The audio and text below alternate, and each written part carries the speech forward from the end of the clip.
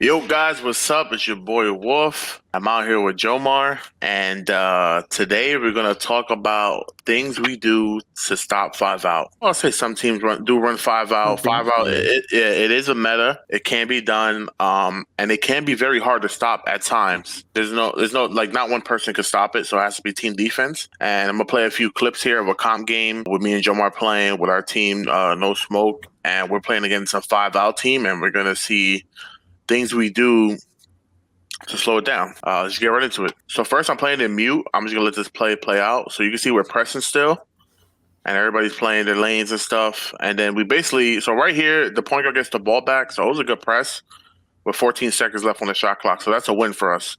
Spacing is bad here. You can see everybody's not spaced well. So they get set up at about 12 seconds, not even. But so here you see it's like a little freak show. Everybody's playing. So now I'm gonna pause it right here. This is the five out set. So you have two in the wing, two in the corner, point guard top of the key. Bobby's our lockdown. And what we noticed here is me and Jomar are the bigs. I'm the power forward, he's the center, and we're on the same side. So what that means is you have two big bodies on the same side, and this is where Jomar, and I'm gonna play the audio after this at full speed, but Jomar says, "Hey Wolf, I'm dropping," which means that he's gonna anytime Bobby gets beat on the drive, which is gonna happen, he's gonna drop. I'm gonna play two for a second, go to the corner, and Bobby's gonna run to the wing. That's our rotation, and it's communicated, predetermined before it happens. So that's very important when you're playing five out. Your team has to be on the same page. You have to communicate every single thing you're gonna do, because if not, you're gonna get dissected. There's gonna be a lot of backdoor cuts, a lot of wrap ups, a lot of two man, and it could really destroy a defense if you're not on the same page. So I'll let it play out, see what happens. He gets by, Jomar drops, block. Boom. That possession got the board. We keep it moving. Okay, bad pass. They did No, that. They did that. yeah. So now you guys heard it mute. I'm gonna play a full audio so you understand the way we're talking and how we're communicating what we're gonna do, and it's shown in the flesh. Right, this is like perfect. So we'll hear it. Bump, Take the color, Ryan. bump, bump, bump, bump, bump, bump, bump, bump, bump. Go up there for. I'm going. I got paint. Good D. Rotation. I'm here, I'm good. Go on, drop a ball. You heard that? That was Jomar. Yes, I'm dropping. So Jomar says, I'm here, I'm good. here we go. Go on, drop a ball. I'm good, I'm good. Three. Good D. Boom. Move already to two steps back to the corner, Go on, which drop is perfect. Yep. Once That's Jomar it. said that, I knew my responsibility, Okay. so I take two steps in between. three. Once he goes, look, I'm playing two. I'm playing two for a second. Now this is Bobby's job to disengage and get that wrap up, and everything's covered. So that's right there showing that communication. That's our first tip, is you have to be communicating on defense and letting each other know off ball, the lock. Everybody has to know what they're doing, when they're doing it, so everything's on the same page. And this was a perfect rotation. Yeah, he could have dotted the wing, real quick. Yeah. Yeah, predetermined, but like that, if it's a perfect pass on point. But at least our rotations were crisp and everything was guarded. So that's tip number one. And yeah, like before we go, I wanted to mention like Wolf said, like that's just a lot of people may say like you can't really like rotate every time and say that you're gonna rotate, that some things are instinctive. It is true, but at the same time, against a five out, I feel like that's a exception, where you gotta like lock in and really like let your teammates know, because like two corners can drop at the same time, or a wing can pinch and the corner is not ready for it, because like the five out spacing is so good that it's really tough to like go instinctively.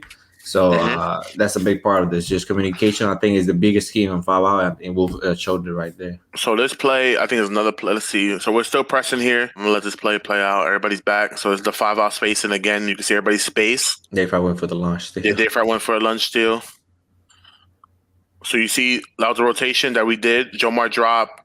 So again, same rotation. Jomar drop. The thing is, Bobby has to go quicker to the wing. Jumper did a good job of rotating to the corner. Bobby has to go quicker to the wing because that's a three. But yeah, look, now everybody stays. And defense, And that's it. I mean, it's communication. So we'll go back and we'll see what happened. Again, everybody's rotating and trying to make the point guard think. Another thing, too, is like helping off the wing, too. We'll see the next clip. I think helping off the wing is huge. You see Dave Fry being aggressive. And anytime I see him be aggressive, I come up a few steps to play, too. Being on the same page as the wing and corner defender is huge. And then you can see Bobby does a great job here of trusting Jomar to stay on ball. And look what happens. He bumps the lob. And look, turnover. I was going to that wing, man. You can go back. You go back. I think a second. I was going. So so this clip was all about trust. That's what I labeled it. Is Bobby? Bobby switched right here. It was a late switch, but he got there, and he trusted that Jomar was going to stay on ball, and we got rewarded for a turnover because he was able to trust him and then bump this cut, which was great stick by Bobby. That's great. Like that's stuff you don't see on the stat sheet. And we got a turnover. So right there, again, like I said, predetermined rotations that we did. And Bobby trusting the switch. Dave Fry playing aggressive on the wing. I'm helping Dave Fry. So everybody, remember, you got to help the helper. And we get rewarded for a stop. Another possession where we stop 5 out. And that was a big momentum swing. So now we'll go to the last clip. Hey, again, we're pressing. I come up a little bit because I see legit, Jumper is there. But then he tries to backdoor me. That's not happening on my watch. But, I like that. Let's see. So inbound play here. Let's see what we do here. Same thing. So now let's see. They run a 2-man. They do a screen. They reset to the 5 out. Spade inside of whack. Now they got it. Good defense. Everybody stay solid. Their defense. Yep. So two things I want to talk about here is you can see that they try to run a 2-man. The jumper was in a good position. The screen didn't hit as well. They try to quick dot me, but that's not flying. And then here in this situation, I want to point. I want to point out that they was out of position. You took advantage of it. Yeah, I try to take advantage of them being out of position. Also, when you're playing the 5 out, it is more preferable to have your bigs in the corner. Unless they're on the same side. So as you can see here, I told Jumper to switch to go back up. So I play in the corner with Jomar. And then another thing too is, like I said, you want to have aggressive. I think when you're playing 5 out, it's important to have aggressive wing presence. And you can see that we're doing that because Dave Fry has Rillo. He threw it. That's a bad pass. And you can see the aggressive wing presence. You see Bobby just goes. He knows he's beat. Bobby goes, gets a contest, and there's a board, and I don't know what happens here, but let's see. Oh, that's a beautiful pass. That's a big play. That's a great fast break. They call those touchers. So you see that's a big momentum play, and it all started with communication, aggressive wing defense on Bobby. So always, remember, like I said, always help the helper. Always. Bobby helped. I boxed out. We keep it moving. Toucher to Jomar, advance. Big 3. Next thing you know, boom, timeout. They're stunned. Right there in the flesh. Look at that quarter, 20-7. That was beautiful. I wanted to mention too, obviously Wolf found just some clips to help you guys, but I wanted to mention not every time it has to be the center dropping or the power forward dropping. 5 out usually Wolf says the best scenario is to have your 2 bigs on the corner. But don't be robotic, switch it up. Make your wing go drop and then or pinch heavy on a drive. And then as a center, you play 2. The center drives and the wing stays on the corner, and you just trying to have some reload on the 5 out. It's the same way. It's like a mental battle kind of because the guy handling the ball most of the time is trying to make a read of either driving or passing because he knows rotations are going to come more often than not. So he's trying to make the read. It's a mental game. And then as a defense, you're also trying to make his mind has to work, the wing drops, the corner drops, you double team and then you trap them, stuff like that. So, you have to switch it up, never stay with the same defense. Don't be robotic, communicate what you're doing and try to have different kind of mini game plans on the defensive end where you throw different things at the PG or whoever's doing the 5 out. So they have to think about stuff. Never make it easy for them because that's how 5 out works. If you sit still and you're baiting a little and it's kind of like the same rotations, it's going to get to a point where the PG is going to kill you if he knows what he's doing.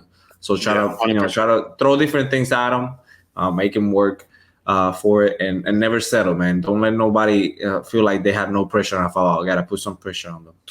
Yeah, and like let's not forget too. Like I didn't mention this earlier, but this game was played pre-patch, so this is when blinders and fades were broken.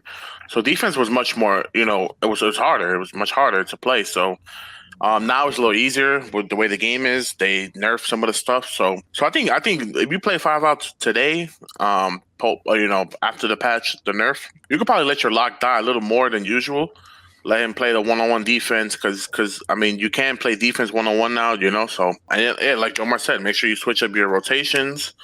Have aggressive wing presence. I think pinching from the wings is huge, and making sure you communicate in that.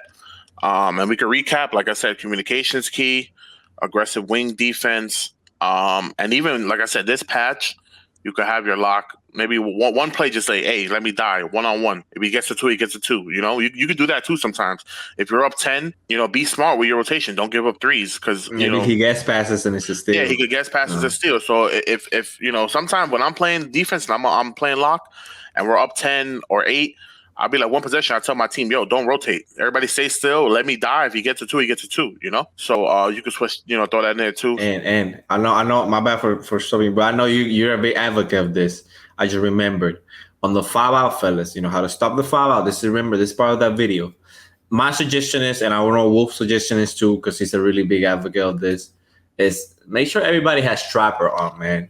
If everybody can put Trapper, at least on bronze, the wings, if you can't really put it on gold, and then the corners got it higher, silver, gold, whatever it is. But if everybody got Trapper on, in any little scenario, you see their spacing is not set up because they made a back door, whatever it is, go ahead and trap the ball handler. 100%. I personally think that's one of the best ways, if not the best way, to stop 5-out, because not only do you get animations where the ball handler gets stuck, stops the dribble, has to reset or whatever. Sometimes they even throw the pass to a wide open dude, but because they're on a trap animation, the pass is a lob pass, so it's easier to rotate and easier to get there. So there's a lot of things that Trapper does that benefits guarding the 5-out. So a big recommendation to you guys is to put Trapper on if you're going to 5-out and trap any moment that you can that their spacing is incorrect and you can take advantage of it.